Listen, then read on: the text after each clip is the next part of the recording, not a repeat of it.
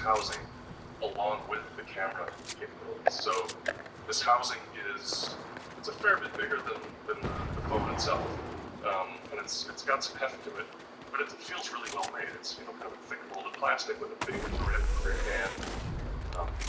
There's a spot you can tie a lanyard to the bottom. There's mounting plates on the tray with lights. If you want to use landscape lights. But inside the housing, and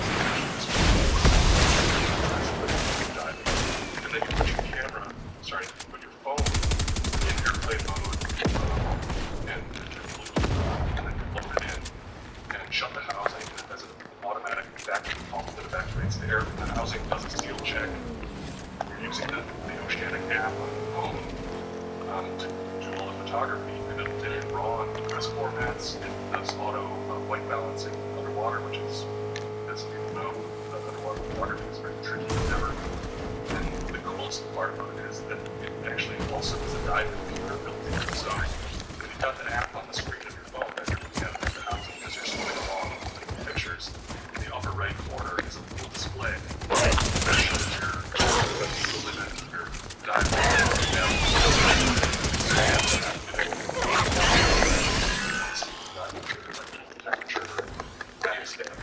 nitrogen tissue loading, that sort of thing. And then, when you get back and you take it out of the case, all of your photos right there on the phone, and it can be tapped, and it's tweaking or big amount of Lightroom, whatever you want. But I was really impressed with this, and it's about, I think it's selling $490, so it's less than 500. And it certainly didn't pay me for this review, and I'm not keeping this housing. I would consider buying one. I'll have to send it back at some point, but I was just really impressed, and you're interested in kind of my review of that. I'll link in the show notes. It's I can go into some detail about the use, but yeah, really, really clever device. So that's all good shit. Yeah, glad to hear that. I was in contact with him as well. It looks like they'll loan me one for the Florida trip you mentioned. Oh, nice. Which would be, there's probably a topic of next week's episode, but like shout out for the one time and one after that, 254. But they weren't able to give me one in time for Mexico, just with the release of the product and the rest of it. But I've not used any of the iPhone, smartphone dive houses, but I have looked into them quite extensively, and I was going to buy the Kraken one, and then this one came out, and it looks like a very complete solution from a brand that I know better than this Kraken company, and so I'm going to try. I would bulk at the $500 price tag. I would be a little bit more into it, but if it's something that's good, I can't imagine, with the camera system they have now, I can't imagine going to full underwater housing. Yeah, maybe if I made the jump to a Q2 or a Q3 and could see my way into making some money, never, but otherwise it's so easy. Yeah, to think about doing both upgrading a camera to a more modern option that would have a more modern housing, and then also doing the housing, and then it adds, like you mentioned, depending on the diving conditions, it'd be quite a bit of work to manage said camera. Right. I tend to just want to dive when I dive, but I love the idea of having something just kind of clipped on that you can pull out and get diving minimal, like nothing crazy. Yeah. And being an iPhone, very shot pretty easily. Yeah. So yeah, I can see that being good. I'm excited to do things that try out a little bit. That sounds like a pretty fun, special, interesting trip with kind of different parameters that you will dive at. Yeah, it was a really good experience, and I think the disappointment of not seeing land aside, traveling to Ecuador. I mean, beautiful part of the world, beautiful little town. Fun to meet all these people, and to be able to spend kind of a full week of eating with them and diving with them, and just chatting and meeting all these new people was really inspiring. I really admire what Manta Trust is doing, and kind of the whole ethos of the company is really cool. So yeah, I was really appreciative of the opportunity, and we'll throw a link in the notes. I writing something up for Substack, a complete sort of trip report, and then I did these dispatches for the Carl F. Booker website, so we'll put a link to those too if you're interested in seeing what I had to talk about. So Absolutely. Hit the show notes for all that and more. And obviously, if you have any specific questions for us about either of these trips, feel free to either hit us up on the TGN Slack if you're part of the crew. Either of the support levels will get you into the Slack. It's a great group of people, and certainly things like diving and photography gear and all these sorts of things are well within the wheelhouse. If you're not on the Slack, you can always send us an email at thegreat8o@gmail.com, and we'll get back to you as soon as we can. Look, we're pushing well over an hour on this episode, which is good. Last one was a little bit on the short side, so I like to see that balance out. How about some final notes? Yeah, let's do it. Why don't you go first? I'll rest my voice a bit after my Ecuador trip report. So mine this week is actually a pair of YouTube videos, but I'll just recommend part one. You'll get served part two by YouTube, I'm sure. It's from August of 2021, so it's a couple years old at this point. But I've kind of been going slowly, Jason, you're aware of this, but slowly down the rabbit hole of like, I would like a inexpensive, fun car at some point in the next few years. Yeah. Maybe sooner than that, maybe not, but I enjoy the research process. It's a bit like getting into a watch you didn't really know that much about and just going deeper and deeper. So in looking at these, obviously car prices were different in 2021, arguably worse depending on the car. But in looking for this, I did come across a great video from Everyday Driver, which I've been a subscriber to for a really long time. And for whatever reason, I must have just missed these videos when they first came out. But they look in, it's called 8 under $8,000, the cheap sports car showdown. And so they compare two cars that they actually bought for a previous challenge. So that's a Z4 and a Mercedes SLK, alongside a Mazda Miata NV, a Pontiac Solstice, a BMW Z3, a Nissan 350Z, Porsche Boxer, the 986 generation, Toyota MR2 Spider, and then they do this in kind of two very long episodes. These guys make like TV quality, so they have a television show, and a lot of their YouTube content is also pushed into various television markets. They have a great podcast, and I think this is a really realistic look at a series of cars that had to fit a very specific set of parameters. That had to be two-seaters, rear-wheel drive, manual only, and less than 25 years old, and also actively available for less than $8,000 USD. Again, 2 years ago. So the numbers will have moved since then. Probably not all of them up, but I would say the stuff that is desirable will continue to be solid along the lines of inflation. But I really enjoyed this. I've got a real interest in a Z4. So they have an earlier 3-liter in this one. The Clive Owen higher car for me is a big thing. Yeah. And they do seem to hit a nice kind of zone of having a big enthusiast base, which is a prerequisite for any vehicle I own. I love cars that are a little bit nerdy. Right. Even with something like the Jeep, where the nerdiness can be quite contentious, alongside it not being a great vehicle. I do really like my Jeep, but lots of people don't like them. I don't really have a brand affiliation one way or another. I love the idea of a BMW with a straight six and that sort of thing, but this is a great video, and if you're also possibly considering, I don't know, I'm maybe just walking my way into a midlife crisis joke or something like that, but I'm largely fine with it. I feel like I've wanted a sports car of some sort since I was 3 or 4 years old, so maybe I'll get there before I'm 40. Yeah, this is great. I'm going to watch this because, I know you and I have talked at length over the years about, dream options in this kind of category. And I think this is pretty much the list of cars that I would recommend, or I would look at myself. I mean, maybe with the exception of the MR2, which I think is a cool car, but it's just not my thing. And I would add,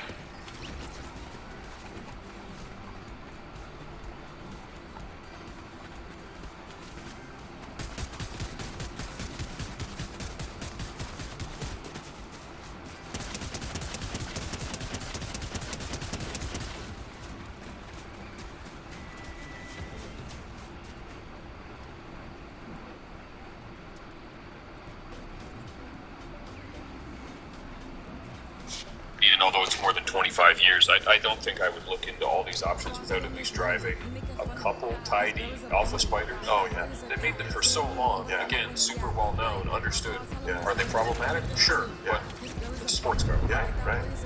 You got to run really well every now. Yeah. But yeah, I thought this is a fun one, and definitely a good video. And like the first one's 40 minutes long, so you've got a good look into these cars and what they're thinking about and how they're kind of comparing on different bases. Yeah. So that's my pick for this week. Jason, what have you got? Looks like another automotive themed video. I think I know this one. Exactly, yeah. This one was one that a number of listeners sent, people on Instagram, knowing my love of Land Rovers, this was a no-brainer for me, and it's made the rounds certainly since it came out in early August. It's called Richard Hammond on the Greatest Barn Find of All Time, and maybe a bit of clickbait and certainly a contentious title because there's a lot of good barn finds, of course.